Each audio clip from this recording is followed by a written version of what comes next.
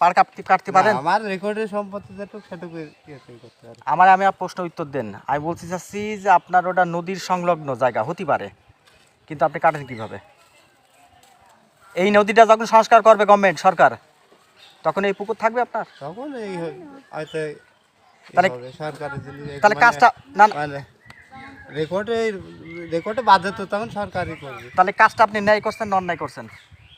আর সবাই যেটা করতেছে এখন এই সবাই কি সবাই তো নদীর সবার সাথে তো আর আপনার হিসাব নদীর সাথে তো পুকুর কাটতেছে।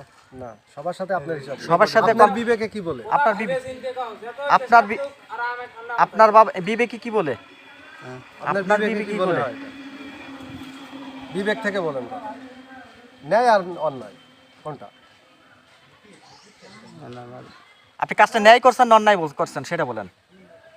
এটা সেরকম মানুষ না ওরা বলেন। কালকে